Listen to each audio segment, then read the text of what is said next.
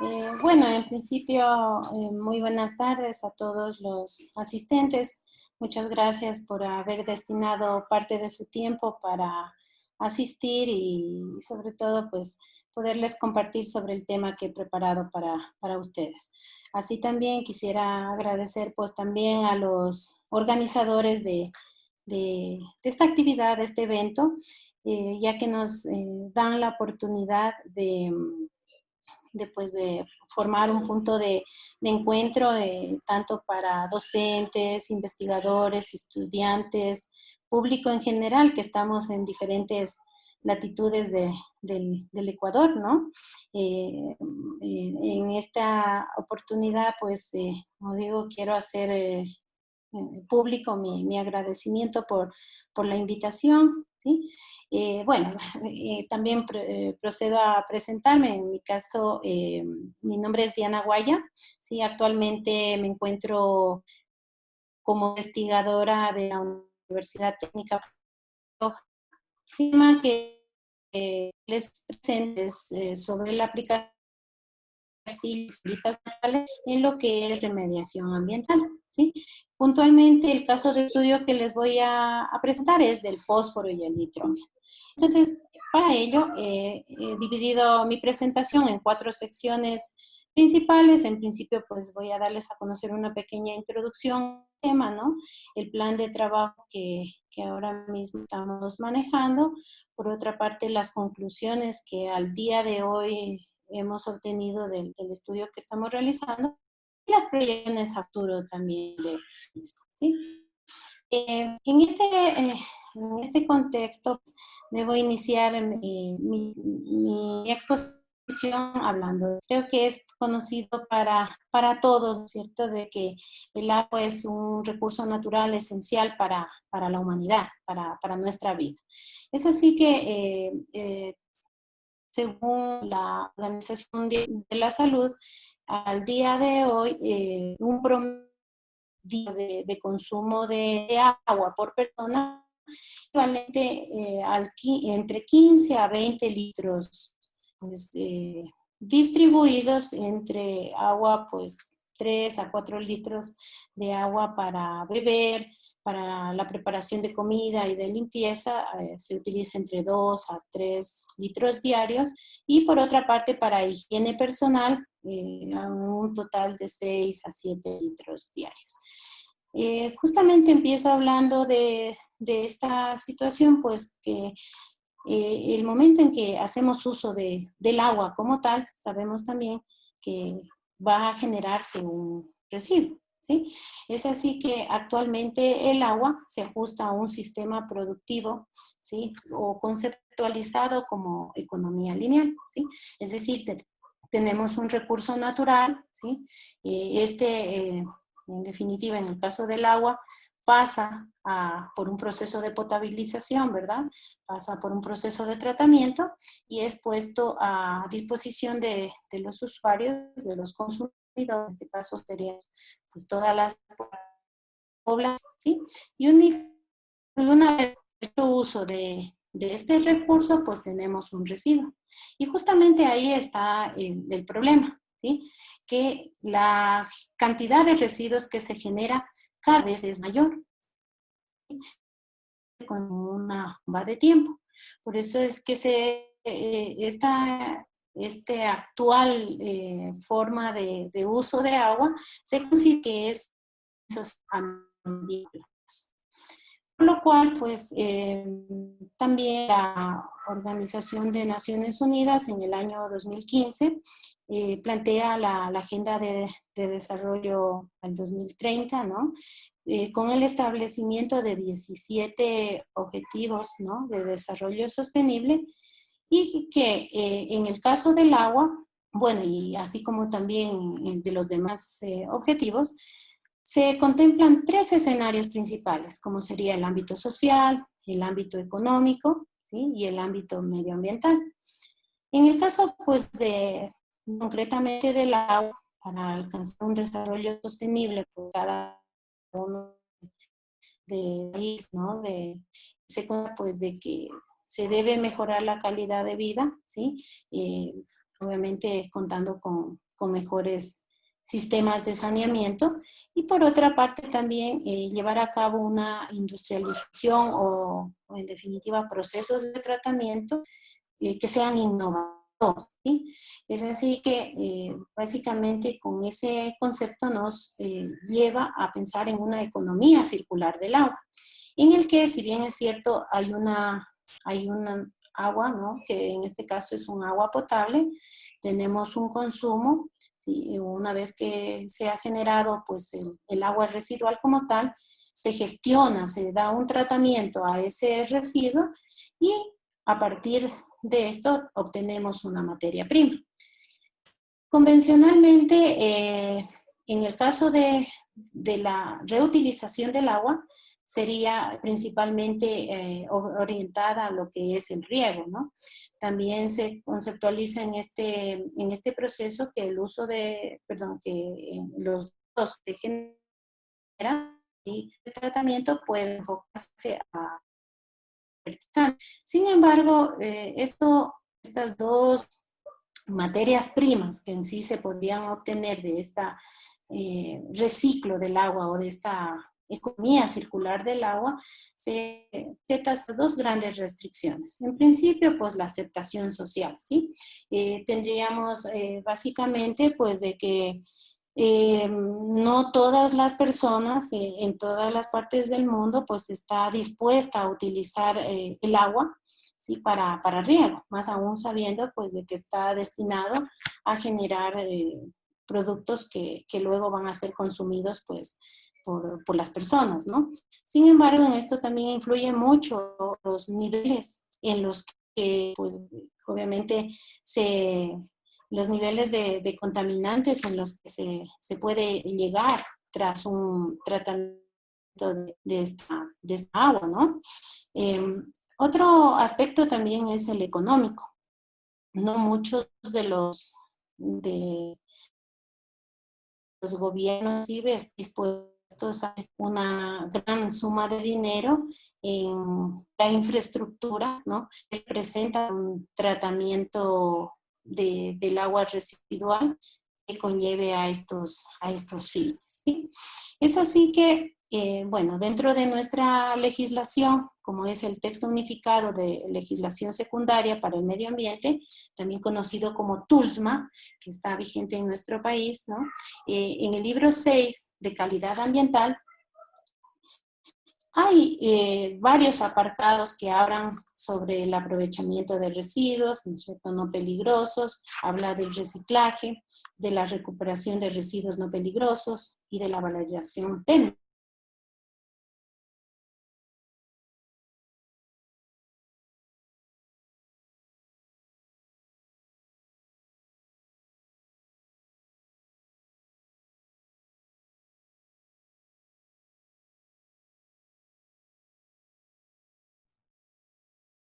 I think we lost Diana. Diana,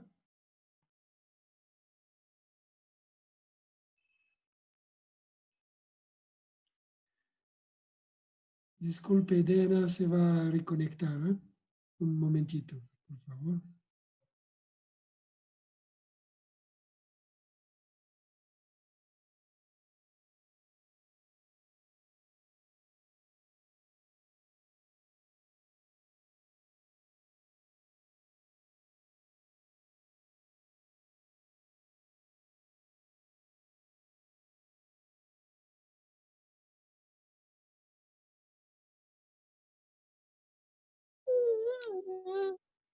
Mami.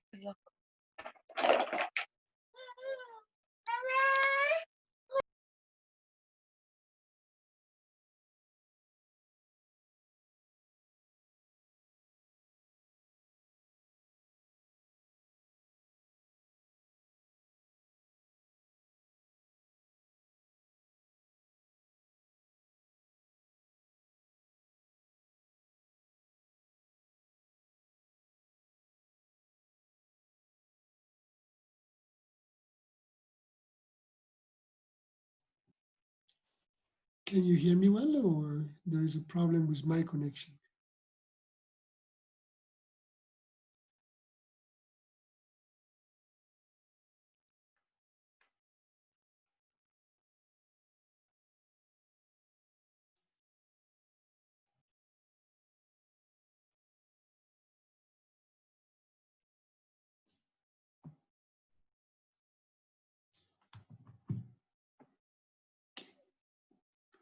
Okay, so give me a second. I will try to email Diana for her to reconnect. Sorry for this problem. Give me a second.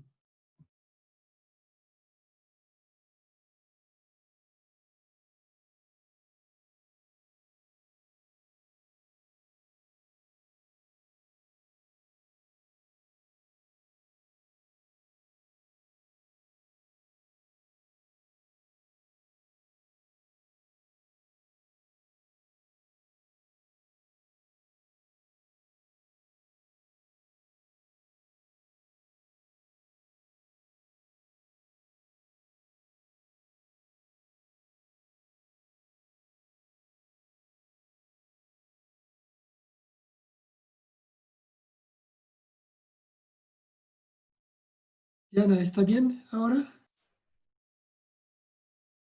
El micrófono. Micrófono. Sí, por favor, perdonen que Listo. estoy teniendo problemas con el internet y me ha sacado de la sala. Ok, Eh, no problema. sí, disculpen, por favor. Bueno, les comentaba que, bueno, dentro de nuestra legislación existen varios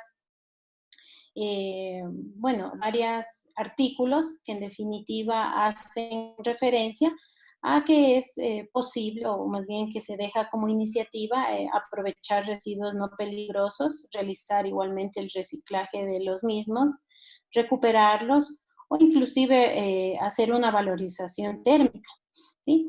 Sin embargo, esto no se ha concretado, ¿no? Yo creo que en nuestro país como tal tampoco se lo ha hecho, e incluso a nivel mundial también es poco lo que se ha avanzado. Es así que, bueno, y ya entrando un poco más en materia del tema que requiero o que voy a presentarles, voy a marcar como un problema grave, ¿no? Que está afectando no solamente a nuestro país, sino también a nivel mundial, es el de la eutrofización de los cuerpos de agua, ¿sí? Es un problema en el que, si bien es cierto, hay un enriquecimiento de nutrientes que da lugar a un crecimiento excesivo de fitoplancton o de algas marinas, y que justamente por esta situación de desequilibrio eh, genera una reducción de oxígeno del oxígeno disuelto pues presente en el agua, y por ende fomenta una muerte temprana de esas plantas acuáticas, lo cual pues con la muerte y la descomposición de las mismas se reduce aún más el oxígeno disuelto, y por ende se conlleva un deterioro total de la calidad del agua, lo cual hace inviable en realidad el mantenimiento de la fauna de esos cuerpos de agua, y que además de ser un problema por los malos olores, los escenarios desagradables que se generan, se constituyen un grave problema de salud pública, ¿sí? Creo que considero que es incluso más grave en países como el nuestro, en el que por ejemplo, conocemos que en las zonas rurales, ¿sí? Personas de las comunidades toman sin ningún tratamiento o con un escaso tratamiento estas fuentes de agua, ¿sí? Y las llevan directamente para consumo humano. Entonces, es un problema al que en realidad hay que tenerlo muy en cuenta, y pues en ese sentido se conoce pues que los principales causantes de la eutrofización como tal son el fósforo y el nitrógeno. Si bien es cierto, son elementos que se encuentran presentes tanto en fuentes naturales, así como también hay algunas fuentes antropogénicas, ¿sí? Que contribuyen a que se llegue pues, a las aguas residuales. En el caso del fósforo, pues está conteniéndose principalmente en lo que son las rocas fosfóricas, y también el fósforo se encuentra también en el suelo, ¿no? En el caso del nitrógeno, sabemos también que en su mayoría se encuentra en la atmósfera formando parte del aire, y que por su ciclo natural llega también al agua, ¿sí? Es así como se conoce también que a nivel mundial existe una serie de legislación, ¿sí?, que rige la concentración de estos elementos en los cuerpos de agua. Sin embargo, mucho depende también de la situación en la que se encuentra cada país, ¿no? Así como también de la población. En el caso de la normativa ecuatoriana, es importante tenerlo en cuenta, ¿no? Y justamente por eso es que en esta oportunidad les presento una opción o sería una alternativa que se propone con la finalidad de ver al agua residual que actualmente se genera, no solamente eh, a nivel, pues, en este caso local, sino a nivel nacional, ¿sí? Como una nueva fuente o nueva, sí, como una nueva fuente de materias primas, como puede ser fósforo y el que está contenido en las aguas residuales, ¿sí? Ver la posibilidad de recuperarlos, ¿sí? Y posiblemente incluso disponerlos de forma inmediata como fertilizantes. Esa es en sí toda la idea principal, ¿sí?, del estudio que les comento en esta ocasión, ¿sí? Entonces, justamente en ese sentido, pues como hablaba de las fuentes antropogénicas, sabemos que muchos de los residuos orgánicos que pues en nuestros hogares se generan, de hecho, desde nuestros mismos residuos que son parte fisiológica, ¿no? De nosotros, los fertilizantes agrícolas, ahora mismo que se conoce de que existe una excesiva aplicación, es decir, no hay un control, no hay una normativa, ¿no?, para la aplicación de estos componentes en cuanto a la agricultura y por ende es que la mayor parte de estos pasan a liberarse en el agua y muy pocas en realidad se aprovecha en, en los productos agrícolas que, en donde debería estar, ¿no?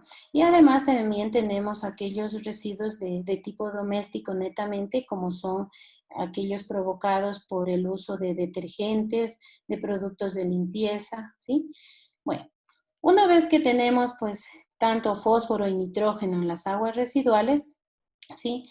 Es conocido que conforme es la condición de pH existente en un agua residual que convencionalmente se encuentra en un rango entre 6 y 8, ¿sí?, tenemos como principal componente el amonio, es decir, el nitrógeno amoniacal, ¿sí? Y en este caso, pues, tiene la forma de catión. Mientras que en el caso del fósforo, el principal componente es el fosfato. De hecho, el fosfato es el principal componente de detergentes, de fertilizantes, ¿sí? Entonces, estas son las dos especies que principalmente vamos a tener en el agua. Estos cuadros bueno, que he mostrado aquí tienen como intención mostrar que justamente en el rango de pH de 6 a 8, que les comentaba que es característico de un agua residual, son las principales especies que van a aparecer y que las vamos a tener. La particularidad es que el uno trata de un catión, en el caso del amonio, es decir, es un componente, ¿sí?, con carga positiva, mientras que el fosfato, ¿sí?, en todas sus formas siempre tiene carga negativa, y con ello también viene una dificultad, puesto que hasta el momento no se ha generado una técnica en la cual ambos componentes sean recuperados de forma simultánea. Es así que la innovación que muestro, pues en este caso, en esta oportunidad, que se podría dar al agua residual, ya no es exclusivamente enfocarse en reutilizar el agua para riego, sino en utilizarla como una materia prima cuyo producto final pueda ser extraer al máximo este fosfato o este fósforo, ¿sí? Y este nitrógeno en forma amoniacal y concentrarlos de tal forma que puedan destinarse en lo posterior como un producto de valor agregado, ¿sí? Que se constituya en subproductos para la agricultura.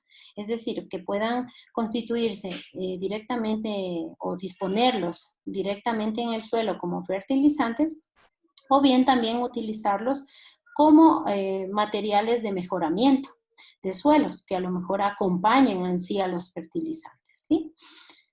Voy a hacer, o mejor dicho, mi intención con con la actual diapositiva, ¿sí? Es mostrar por qué es importante lo que estoy comentando, ¿sí? Entonces, para ello, en definitiva, estoy con la intención de presentar un balance de masa, ¿sí? Lo que vemos en pantalla no es otra cosa que la infraestructura general de una planta de tratamiento de aguas residuales. Si bien es cierto, hay un pretratamiento, hay un proceso primario, secundario, terciario, ¿sí? En donde convencionalmente, pues el agua tratada, ¿sí? Es vuelta a cuerpos de agua, puede ser incluso a veces en el mar, en algunas otras fuentes secundarias, ¿no? Pero principalmente lo que se valorizaba eran los fangos, ¿no? Sin embargo, con el análisis que les pretendo hacer en este momento, intento demostrarles que hay otra fuente que no se la ha visto y de la que aún puede generarse una mayor recuperación y por ende un producto, ¿no? Como les comentaba. Entonces, haciendo un supuesto de que en una planta, ¿sí?, ingresan 600,000 metros cúbicos por día, ¿sí? Esto me implica que al menos el 90%, ¿sí?, después del tratamiento, sí, se puede tener como efluente, estaríamos hablando de unos 550,000 metros cúbicos por día, y la diferencia, sí, que serían estos otros 50,000 metros cúbicos por día, pues básicamente se tendrían en los fangos, ¿no? Pero si nosotros sabemos y conocemos la media de la concentración de fósforo y nitrógeno en el fluente de llegada, ¿sí?, a la planta de tratamiento de agua residual, nos daría anualmente alrededor de 2.190 toneladas de fósforo y unos 13.140 toneladas de nitrógeno. Que si pudiéramos recuperar el fósforo y el nitrógeno que está presente en bajísimas concentraciones en el agua de salida, ¿sí?, nos daría la posibilidad de valorizar, ¿no es cierto?, estos residuos, obteniendo al menos unas 600 toneladas de fósforo en el año y de forma simultáneamente unas 2.200 toneladas de nitrógeno. Entonces, esto es lo que actualmente está disponiéndose directamente, o sea, se está descargando a los cuerpos de agua. Sin embargo, sabemos también que entre los tratamientos convencionales que hoy en día están existentes, que son, por ejemplo, procesos biológicos como lodos activados, presentan baja eficiencia a concentraciones bajas, ¿sí?, como serían en este caso las del efluente de salida. Procesos químicos, si bien es cierto, son efectivos, o medianamente efectivos, pero se ven sumadas a altos costos y además de ello la disposición de los residuos que se generan tras la precipitación. Y procesos físicos, como son la ósmosis inversa, la electrodiálisis, que por su baja eficiencia y alto costo, pues los hacen inviables. Es así que, como decía, la recuperación de amonio y de fosfato se estaban haciendo de forma separada. En el caso del amonio se venían utilizando, más bien se vienen o actualmente se utilizan zeolitas, arcillas naturales, ¿sí?, porque son de bajo costo, no representan un riesgo ambiental.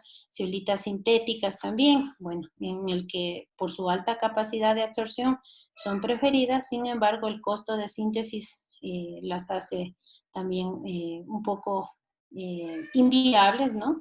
Y algunos otros absorbentes sintéticos que, bueno, básicamente el costo siempre prima en este tipo de procesos, ¿no?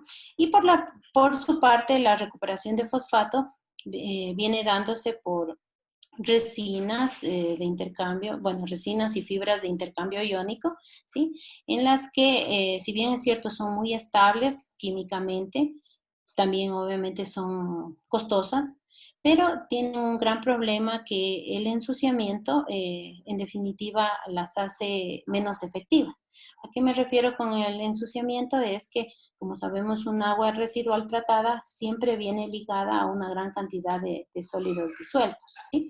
Entonces, generalmente eso tapona los poros o incluso bloquea algunos grupos funcionales y las hace ineficientes, ¿sí? Y por otra parte también se utilizan algunos óxidos metálicos para recuperar fósforo. Sin embargo, el pequeño tamaño de partícula que tienen y obviamente su manejo las hace inviables, ¿sí? A pesar de que tienen una alta afinidad.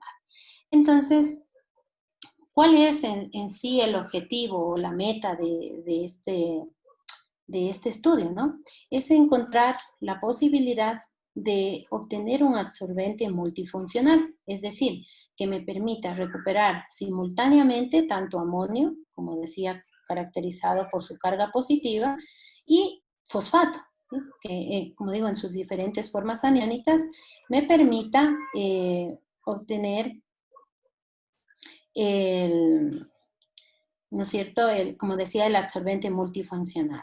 Entonces, la idea que hemos visto es justamente utilizar como soporte, ya sea zeolitas o arcillas, e impregnarles óxidos metálicos, es decir, que nos den esa característica, ¿sí?, de combinar tanto la absorción y el intercambio iónico en estos absorbentes naturales y con la incorporación de óxidos metálicos permitir que simultáneamente tanto el fosfato se absorba y el amonio también haya el intercambio iónico que se espera, ¿sí?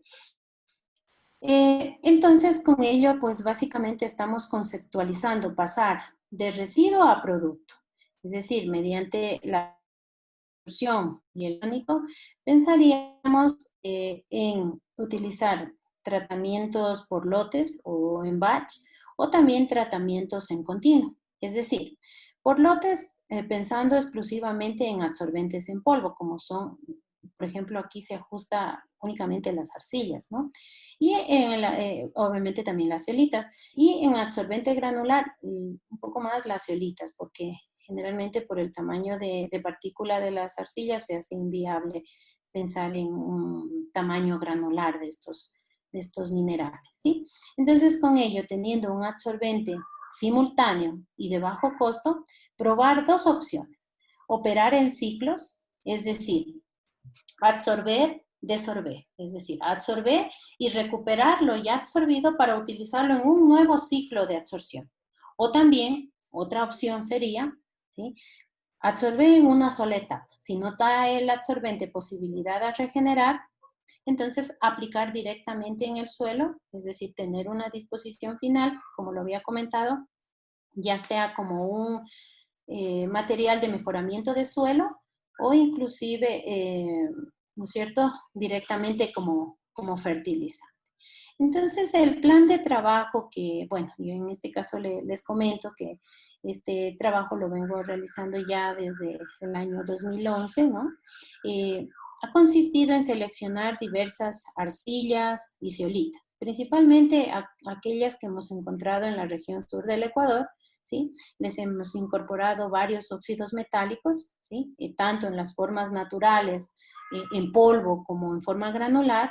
Se los ha caracterizado física, química y mineralógicamente, ¿sí? Se ha estudiado a diversos factores como son el pH, ¿sí?, es decir, en qué condiciones trabaja mejor, así como también algunos otros iones que pueden interferir en la absorción y que normalmente están presentes en las aguas residuales. Y bueno, principalmente en estos ensayos que hemos realizado en laboratorio, pues identificar cuáles son los principales mecanismos que ocurren en estos absorbentes, ¿sí? Otra de los ámbitos que hemos probado es también ver si efectivamente son regenerables, es decir, si trabajan bien en ciclos de absorción o desorción o no. También se ha probado usando un efluente real de agua residual, ¿sí? O sea, ya se los ha valorado. Y en este caso, puedo decir que hasta aquí hemos probado tanto arcillas como zeolitas. Sin embargo, las zeolitas, bueno, vamos un paso más adelante, ¿sí? Y esta nos ha permitido ya hacer con las zeolitas estudios ya en combinación con suelos, ¿sí? Pudiendo verificar a partir de una zeolita que contiene nitrógeno, fósforo y potasio, que son los nutrientes esenciales de las plantas, como material de mejoramiento de suelos, haciendo un ensayo de lixiviación. Mientras que en el caso también, ya una vez que superamos esta prueba, pudimos hacer también ensayos para el crecimiento de plantas, específicamente el de girasol, ¿sí?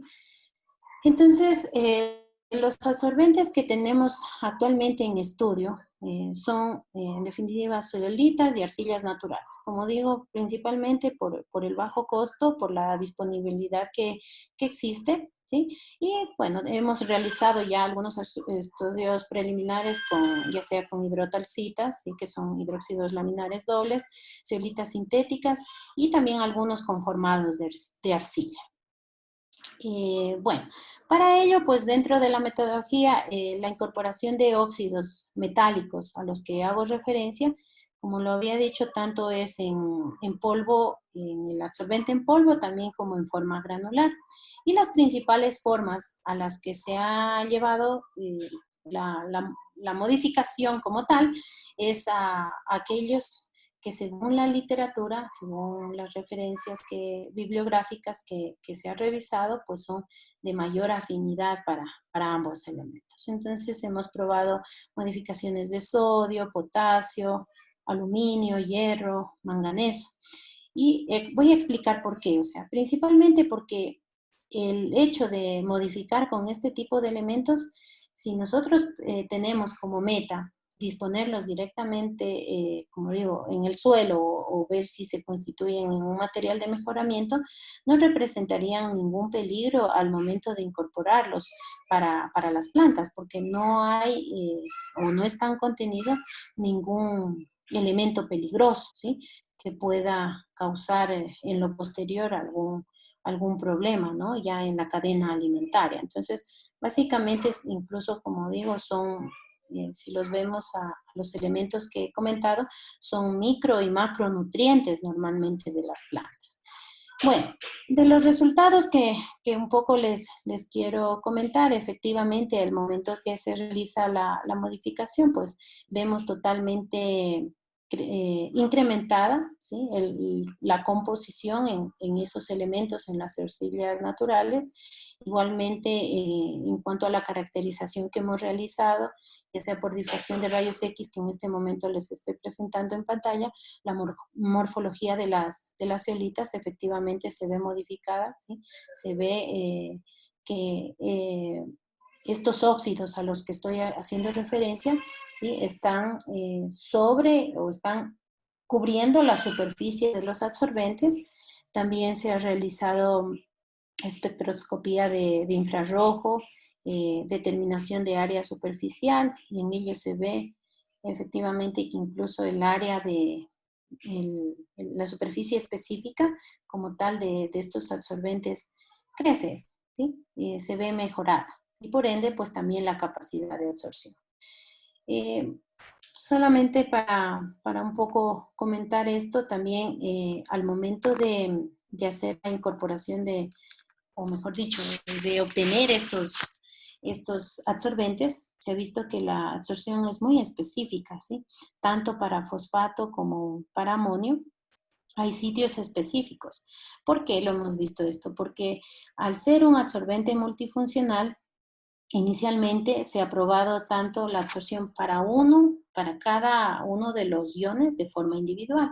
Y se ha visto que cuando están ya de forma simultánea ocupando, ¿no? Sitios en el absorbente a medida que aparece uno u otro ion, si la capacidad de absorción decrece. Es decir, cuando están solos, por ejemplo, la capacidad de absorción de fosfato es mayor. Pero si ya está simultáneamente presente el amonio, pues baja un poquito para dar lugar en este caso, a la absorción de amonio. Entonces, eso es algo que hemos logrado identificar, sí que hay, si bien es cierto, hay sitios específicos, pero al parecer hay una sinergia entre ambos eh, iones que se pretenden recuperar, ¿sí? Y sobre todo, pues que a las condiciones que hemos probado, ¿sí?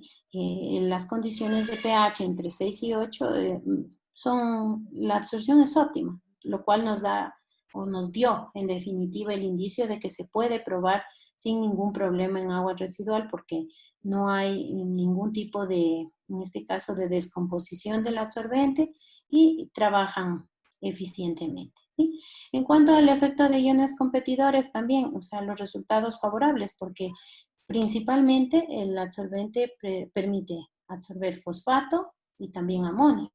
Y en este caso, la interferencia que pueden representar tanto los nitratos, sulfatos, cloruros, bicarbonatos, potasio, calcio, sodio y magnesio no es de interés, es decir, se reduce mínimamente la capacidad de absorción. También hemos podido conocer, por ejemplo, que los mecanismos de absorción que principalmente radican es que en principio el absorbente entra en contacto con la solución, ¿sí? Y los iones, como son de fosfato y de amonio, van acercándose a la superficie. Una vez que han logrado saturar toda la zona superficial del absorbente, comienzan a migrar hacia el centro de la partícula, lo que se conoce como el proceso de difusión particular, ¿sí? Y lo cual viene caracterizado por dos zonas, como decía, muy, muy características. Una primera, pues, que es un proceso rápido, como decía, que es aquella en la que, en este caso, los iones, o también llamado sorbato, ¿sí? Se aproxima hacia la superficie del absorbente, y una segunda zona que ya es un poco más lenta, en la que una vez en la superficie comienzan a migrar hacia el centro de la partícula. Entonces, esto también lo hemos podido conocer a través de los ensayos que hemos realizado, ¿sí? Al probar ya la absorción en agua residual, también pudimos ver, ¿sí? Cómo, si bien es cierto, es muy selectiva, ¿sí? Pero también, como vemos aquí, las barritas de azul y verde nos dan a ver la capacidad de absorción de fosfato, ¿sí? Mientras que, bueno, pues tenemos también, como decía, demás iones, sodio, potasio, cloruro, magnesio, sulfatos, nitratos. Y en este caso también, por tratarse de un agua residual, se midió, ¿no es cierto?, lo que sería el carbón, ¿no es cierto?, también, carbón y nitrógeno, ¿sí? Total orgánico, ¿no?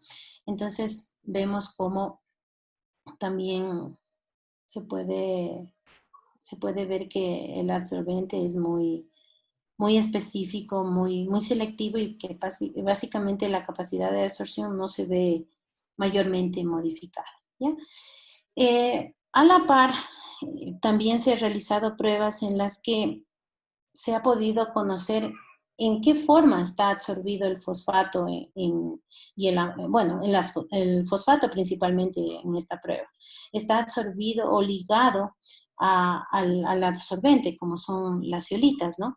Entonces, con ello también fue posible ver que cerca del 35 al 39%, es decir, casi una tercera parte del fosfato absorbido, ¿sí?, se encuentra como fracción biológica, ¿sí? Y esta fracción biológica es generalmente la que se destina o la que puede ser utilizada por las plantas, ¿sí? Mientras que las otras son fracciones químicamente unidas. Entonces también nos muestra con ello que podríamos o que se puede utilizar para el crecimiento de plantas.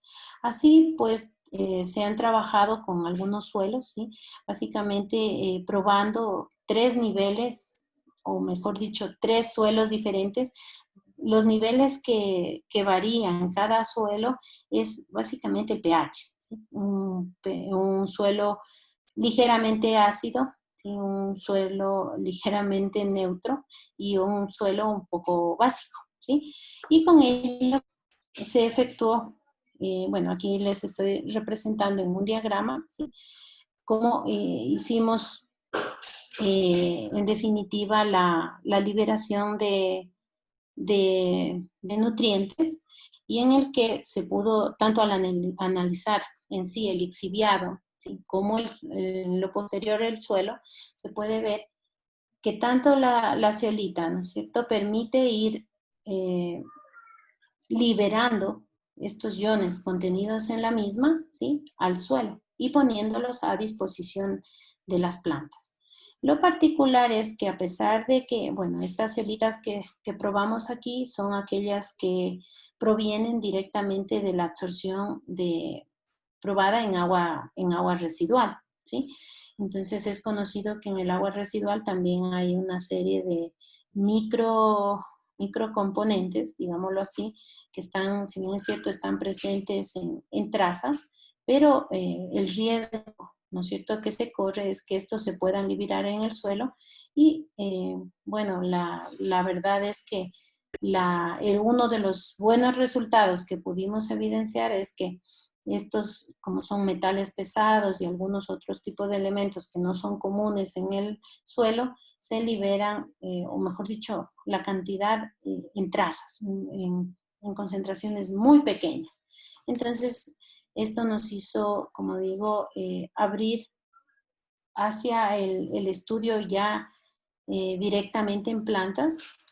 Sí, bueno, aquí antes de pasar al estudio de crecimiento de plantas, les muestro cómo era o cómo es la disposición que en realidad teníamos, ¿no?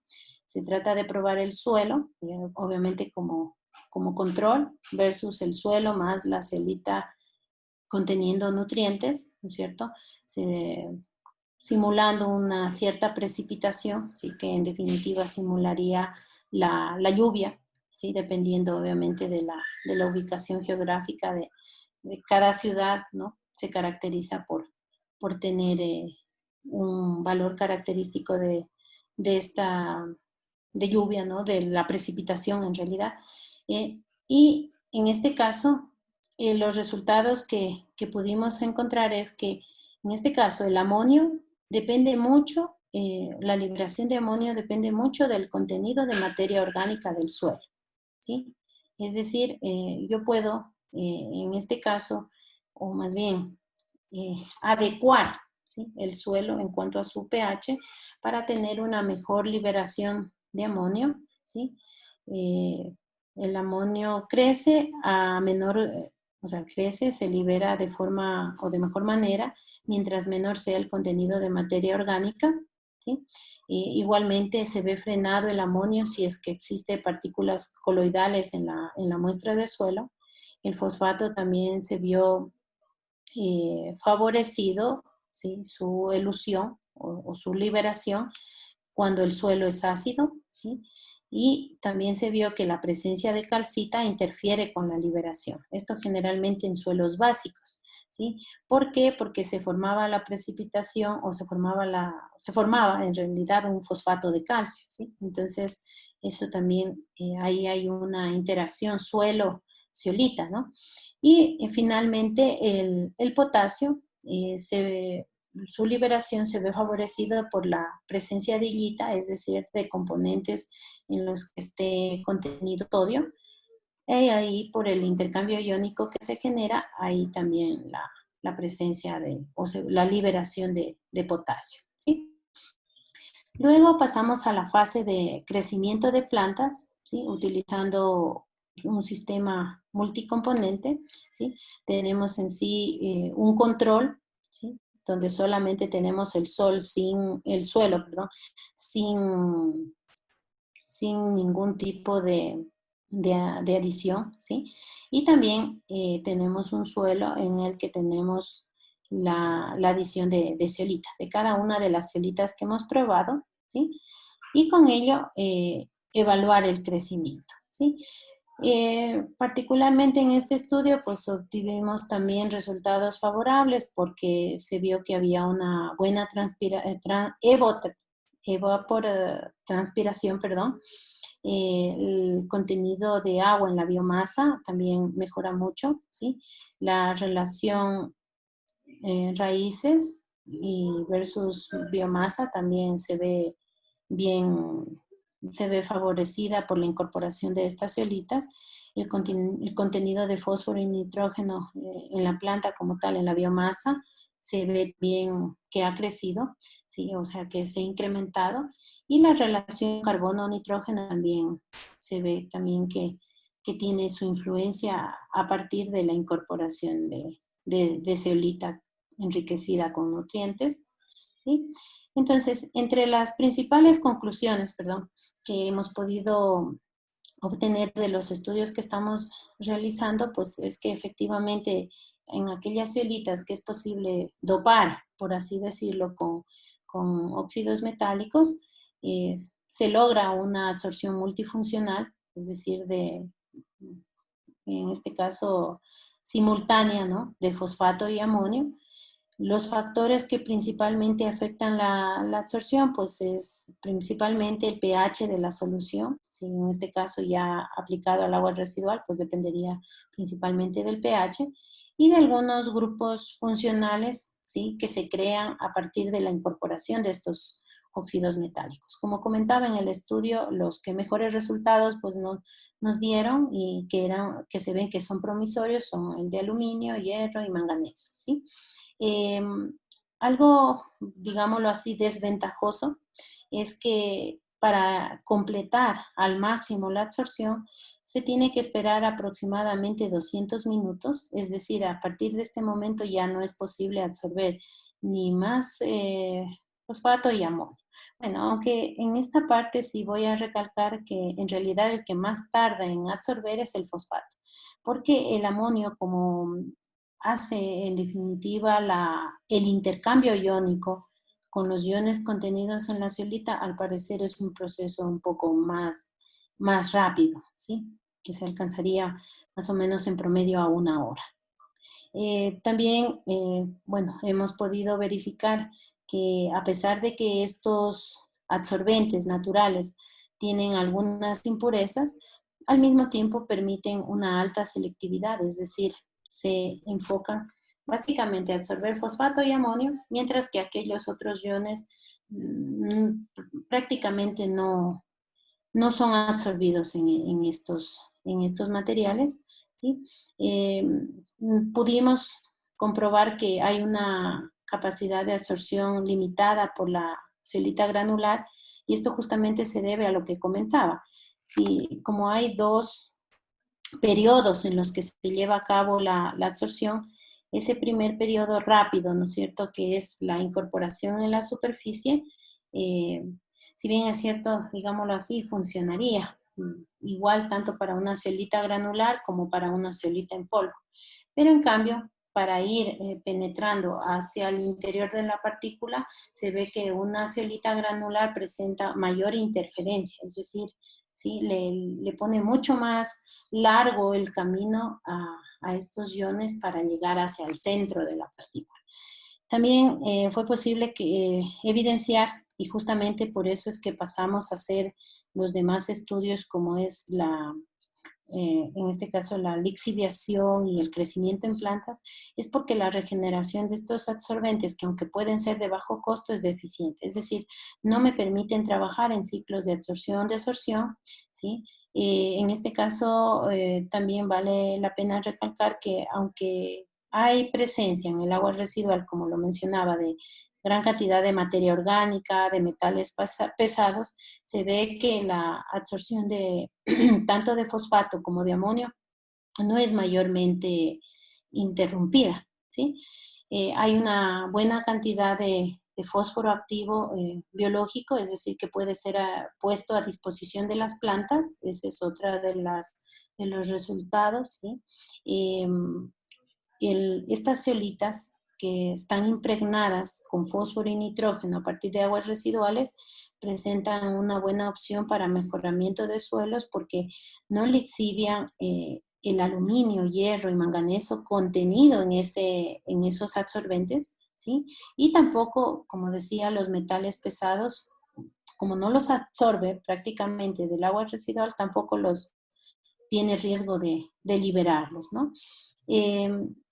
En la interacción de las zeolitas con los suelos se ve que lo que principalmente influye es el pH, la composición de minerales, ¿sí? Y el contenido de materia orgánica de los suelos, ¿sí? Esa básicamente hace más o menos disponibles los nutrientes para la planta. También se logró determinar en los ensayos de liberación o de lixiviación, como les decimos, que las zeolitas permitieron liberar, ¿sí?, de forma lenta tanto fósforo como nitrógeno. Entonces esto se constituiría en una acción positiva, porque ahora mismo los actuales fertilizantes, o sea, se los aplica en gran cantidad, pero la mayor parte de ellos, una vez que realizamos el riego, pues generalmente tiende a lixiviarse la mayor cantidad y por eso es que es necesario cada vez y bueno, con cierta frecuencia, perdón, ir supliendo y aplicando más y más fertilizantes, ¿sí? También se logró incrementar la producción de biomasa, ¿sí?, en las plantas. Bueno, en nuestro estudio utilizamos el girasol porque es una planta que se conoce, pues, que tiene un rápido crecimiento. Básicamente, ese fue el criterio por el que le seleccionamos, ¿sí? También vimos que la zeolita tiene un efecto de ayudar a hacer una mejor retención de agua, ¿sí? Es decir, hacemos un riego y la zeolita ayuda a retener por más tiempo el agua y obviamente con ello mejora la disponibilidad del agua, pues, para la planta, ¿no? Otra de las conclusiones, ¿sí?, que fue posible evidenciar es que tanto el fósforo como el nitrógeno, sí, que están contenidos en las zeolitas, fueron utilizados en su mayoría por la planta y más no fueron directamente al suelo, puesto que se hicieron también análisis del suelo y tampoco mostró que se hubiese enriquecido como tal el suelo, ¿sí? Entonces, con ello, en definitiva, la conclusión máxima y creo que es de las más destacables del estudio es que estas zeolitas, si bien es cierto, como decía, permiten recuperar el fósforo y nitrógeno contenido en el agua residual, pero así también parecen constituirse en una opción súper interesante, ¿no?, que permitirá reducir el efecto de la lixiviación de los fertilizantes que, bueno, que comúnmente en la actualidad existe este problema, ¿sí? Las proyecciones que tenemos respecto al estudio, ¿sí?, de estos materiales, pues inclusive parten de la situación de la contaminación, situación actual de la contaminación del agua. O sea, en realidad, al parecer este proceso no es que solamente debemos estudiarlo ahora, sino que siempre la contaminación del agua va a ser un problema, ¿sí? Y por eso es que es importante ver tecnologías o conocer sobre opciones que tenemos para tratarlas, ¿sí? Obviamente el crecimiento poblacional, sabemos que sigue, ¿no es cierto? Siempre cada vez somos más en el planeta, ¿no? Desarrollo industrial también, sabemos que no se ha frenado, ¿no? Pues cada vez hay un mayor consumo de productos de limpieza y de desinfectantes y también el crecimiento de otros contaminantes como son los metales pesados o incluso los colorantes también siguen vigentes en realidad. Eh, otro aspecto que me gustaría también hacer referencia es la actual situación que estamos viviendo, como es la pandemia, ¿no?, que ahora mismo estamos atravesando. Sabemos que, si bien es cierto, muchos nos hacen referencia de que nos ha afectado a nivel social, a nivel económico, a nivel tecnológico, pero si bien es cierto, hasta el momento siempre se ha dicho que a nivel medioambiental, al parecer por el confinamiento, muchas de la contaminación como tal ha reducido. Sin embargo, creo que el análisis que se ha hecho es un poco, o mejor dicho, no se lo ha hecho por completo, o ya lo veremos en los siguientes años, porque justamente por el hecho de las medidas, de adoptar las medidas que se tiene, por ejemplo, para frenar en sí los contagios, que sabemos que es lavar las manos bueno, con cierta frecuencia, desinfectar los productos que se compran. Entonces, esto me implica un mayor uso de detergentes, de productos de limpieza. Entonces, realmente este efecto medioambiental por completo y al menos orientado a lo que es el agua, lo veremos, yo creo que en un poco tiempo más, y por ello es que, como mencionaba, la cuestión de remediación del agua no es de ahora, ¿no? No se va a quedar ahí y cada vez tendríamos que ir buscando nuevas alternativas para frenar este tipo de problema, ¿no? Entonces, bueno, básicamente a nivel del grupo en el que estoy actualmente trabajando en cuanto a investigación se refiere, ¿sí? Si bien es cierto, hemos utilizado las ceolitas, arcillas naturales, nos falta un poco completar el estudio con arcillas naturales para fosfato, amonio, ¿sí? Pero ya hemos empezado trabajando con lo que se refiere a metales pesados, como son arsénico, plomo, mercurio, ¿sí? También tenemos en mente, bueno, principalmente estos metales pesados, ¿no es cierto? En algunas se vería más enfocado al sector de la minería, ¿no? Ya no tanto al agua residual urbana, sino al agua residual industrial, como sería el de la minería. Y también tenemos en estudio otros iones, como sería el flúor, el cloro, que esto se vería más reflejado en agua potable, ¿sí? Que también sabemos que hay problemas por la presencia de estos iones. Y por ello es que hemos pensado en algún tipo, como digo, ya incursionar lo que es estudio de zeolitas sintéticas, algunas arcillas zeolitizadas y algunos otros absorbentes naturales y sintéticos que pudiéramos encontrar. Entonces, solamente pues esto es para, como digo, realizar una invitación a alguna persona, como digo, puede ser algún docente, algún investigador, algún estudiante que esté trabajando en este ámbito y así a lo mejor podemos compartir ideas y pues obviamente tratar de enriquecer la actividad investigativa que estamos haciendo a nivel de país. ¿Sí? Eso sería pues en realidad todo lo que de mi parte he preparado para ustedes. Les agradezco, como digo, por su tiempo y por su atención. En todo caso, si ustedes quisieran, yo acá también he compartido algunas de las publicaciones en las que básicamente estoy haciendo referencia a mi presentación para que, no sé si es de su interés, pues obviamente poder a lo mejor conversar y comentar sobre las mismas. Sin más, pues yo me despido de mi presentación. Muchas gracias. Muchas gracias, Jana. Excelente, excelente. Bueno, ahora tenemos tiempo, un poco tiempo para algunas preguntas. Yo veo que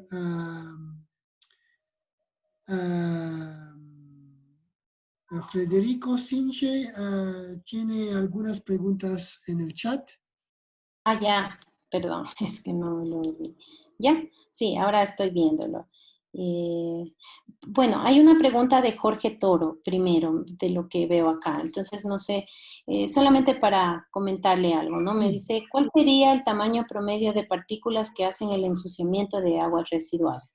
Bueno, en este sentido, la verdad, tampoco tengo un valor específico ni puntual de cuál sería el promedio de tamaño de estas partículas, pero sí decir que ya hay estudios, varios estudios en los que resinas de intercambio iónico, ¿sí? Incluso fibras de intercambio iónico se han probado con aguas residuales de efluentes residuales, en los que sabemos que prácticamente estos están listos para, como digo, para volver a los cuerpos de agua o ser utilizados en aplicaciones como riego. Sin embargo, logran taponar, logran ensuciar en sí estos materiales, pero la verdad no sabría darle un tamaño puntual, ¿sí? Porque, como digo, la verdad no he estudiado propiamente estos absorbentes, entonces no estoy muy relacionada con el tamaño. Sí, espero que me disculpe y más bien podría, ojalá, para si es que usted desea, pues podríamos estar en contacto por mail y con gusto podría revisarlo y podemos conversar, ¿sí? Eso sería para Jorge, ¿no? Me decía Federico, ¿no? Y me dice, ¿qué porcentaje de nutrientes es biodisponible a la planta desde los absorbentes? Justamente en la presentación que hacía le decía que más o menos del 30, le presentaba de forma muy puntual, hasta más o menos el 35% de lo que está absorbido en el absorbente es el fósforo que estaría biodisponible para las plantas, ¿sí? ¿Qué tipo de reacción química? En el caso del fosfato, la absorción es de tipo química, ¿sí? Básicamente es por complexación y también por atracción electrostática, mientras que en el caso del amonio, principalmente se debe a intercambio iónico con los iones de la zeolita. Principalmente son sodio, calcio, magnesio. Sí. Y tercero, me dice, ¿existen residuos de la producción minera del sur del país que se puedan usar? Por supuesto. Yo creería que en este caso, justamente hacía referencia al final de la presentación, me decía que de lo que se conozco, las relaveras, ¿sí? De la minería artesanal, se constituiría, y obviamente sus lixiviados serían una excelente alternativa para probar este tipo de absorbentes. Ujú. Tengo otra pregunta, me dice, ¿es específico por el tamaño de iones o específico por el material? ¿O es porque la concentración de potasio y fósforo en aguas residuales es mucho más alta que otros iones o la porosidad? Ya, bueno, gracias, Fran. En realidad es específico, más es por el material, porque en este caso, justamente había comentado que en la superficie del absorbente se forman algunos grupos funcionales, ¿no es cierto? Bueno, de hecho ya había dicho que la zeolita es un excelente, sirve para intercambio iónico y generalmente es un excelente absorbente, ¿sí? Para amonio. Entonces, como les mencionaba y en relación a la respuesta que le había dado a Federico, justamente que como la zeolita con el amonio hay intercambio iónico, ¿sí? Se vuelve muy específico, ¿sí? Se vuelve muy específico. En este caso, el amonio logra, ¿sí? Intercambiarse por los iones contenidos en la zeolita y de esta forma, pues, incorporarse en sí en la estructura del material. Y en el caso del fosfato, en la superficie se ha demostrado, y bueno, esto la verdad no lo puse en la presentación, pero que se forman grupos hidroxilo, ¿sí? Y que con estos grupos hidroxilo, el fosfato logra formar complejos que se conocen como de esfera interna, ¿sí? Son de tipo monodentados y bidentados. Entonces, en realidad, por eso decía, la reacción es muy específica. Respecto a los otros elementos, como había comentado, como son el nitrato, el sulfato, cloruro, sodio, potasio, calcio, magnesio, no necesariamente están en más baja concentración. De hecho, incluso algunos están en mayor concentración al mismo fosfato y amonio, sino que ahí también entra en juego el hecho de que la afinidad por estos materiales, incluso por su carga, ¿sí? Parece ser la que hace que predomine que ellos entren primero en la estructura del material y formen los complejos que estoy mencionando.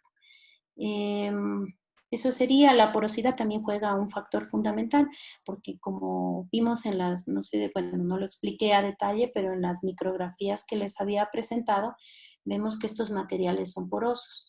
Y en esa porosidad justamente también se precipitan algunos de estos óxidos metálicos que fueron incorporados a la ceolita y por ende se constituyen en nuevos grupos funcionales que hacen la función de capturar tanto, bueno, más el fosfato.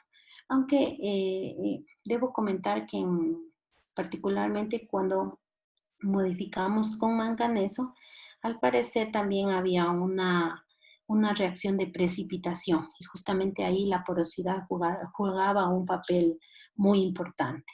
No sé, espero haber respondido adecuadamente y que quede claro, Frank, lo que me consultaba, ¿sí? Y muchas gracias. De Jorge me dice, ¿se podría obtener aplicando la ley de Stokes? No, la verdad no lo hemos hecho.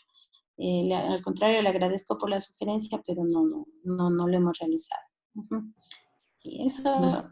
no sé si hay otras preguntas. Una última pregunta, si hay. Y si, bueno, tenía muchas preguntas, Diana, y otra vez muchas gracias para aceptar esta invitación. Su trabajo es muy interesante. Espero que podamos conversar un poco más para posibilidades de trabajar juntos. Ah, hay muchos profesores que tienen proyectos que son también de remediación de agua y polutantes y este tipo de tema. Entonces, muchas gracias, Diana, otra vez. Vamos a enviar un certificado también mañana para su charla y la video. Tenemos también algunos correos para enviar la video. Muchas gracias, Diana, y muchos Muchísimas gracias. profesores que se conectan a esta hora para ver este webinar. Hasta luego, muchas gracias. Hasta luego. Muchas gracias a todos. Mucho gusto por verlos. Hasta luego.